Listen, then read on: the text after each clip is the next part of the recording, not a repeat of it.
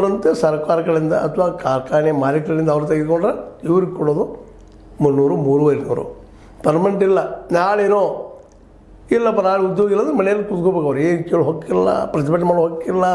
ಯಾಕಂದ್ರೆ ಒಂದು 20 ಮಂದಿ 10 ಮಂದಿ ಕೂಡಿದಾಗ 100 ಮಂದಿ ಕೂಡಿದಾಗ ಒಂದು ಕಾನೂನು ಆ್ಯಕ್ಟ್ ಇಫೆಕ್ಟ್ ಆಗೋದು ಮಾಡಿದ್ದಾರೆ. ಅದು ಮಾಡೇ ಬಿಡೋದಿಲ್ಲ ಅವರು.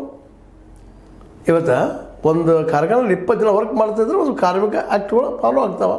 ಅಲ್ಲಿ 20 ಮಂದಿನೇ ಮಾಡೇ ಬಿಡೋದಿಲ್ಲ ಅವರು. 10 ಮಂದಿ 12 ಮಂದಿ ಅದಕ್ಕೂ ಡಿವೈಡ್ ಮಾಡಿ ಹಂಚಿ ಹೋಗಿ ಬಿಡ್ತಾರೆ ಬುದ್ಧಿವಂತರ ಲೋಕ.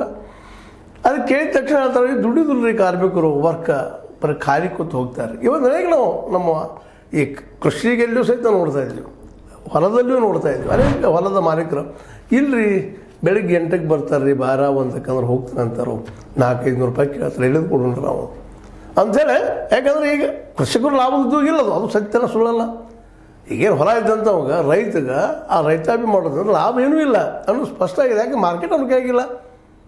ಹೀಗಾಗಿ ಇಡೀ ವ್ಯವಸ್ಥೆ ಅಧ್ವಾನ ಎದ್ದು ಹೋಗೋದಕ್ಕೆ ನಮ್ಮ ರಾಜಕಾರಣಿಗಳು ಜೊತೆಗೆ ಇಲ್ಲಿ ಅಧಿಕಾರಶಾಹಿಗಳು ಅವ್ರ ಜೊತೆಗೆ ಹಿಂದಿನ ಕಾರ್ಮಿಕರು ಸಹ ಎಲ್ಲರೂ ಕೂಡಿ ಇವತ್ತು ಅಧ್ವಾನ ಮಾಡಿ ಹೋಗ್ಬಿಟ್ಟಿದ್ದಾರೆ. ಯಾಕಂದರೆ ಒಂದು ಯಾವುದೋ ಇಂಡಸ್ಟ್ರಿ ಇವತ್ತು ಪೇಮೆಂಟ್ ಮಾಡ್ಬೇಕಾದ್ರೆ ಲಾಭದ ಉದ್ಯೋಗ ಆಗಬೇಕಾಗ್ತದೆ. ದುಡ್ಡು ಹಾಕಿದಂಥ ಇನ್ವೆಸ್ಟ್ಮೆಂಟ್ ಮಾಡಿದಂಥ ವ್ಯಕ್ತಿಗೆ ಅವ್ನು ಮಿನಿಮಮ್ ಲಾಭ ಬರಬೇಕಾಗ್ತದೆ. ಅವ್ರು ಲಾಭ ಬಂದರೂ ಸಹಿತ ಅವ್ರು ಹೇಳ್ಕೊಳ್ಳೋದಿಲ್ಲ. ಎಲ್ಲರೂ ನಾವು ನೋಡಿದ್ದೀವಿ ಅದನ್ನು.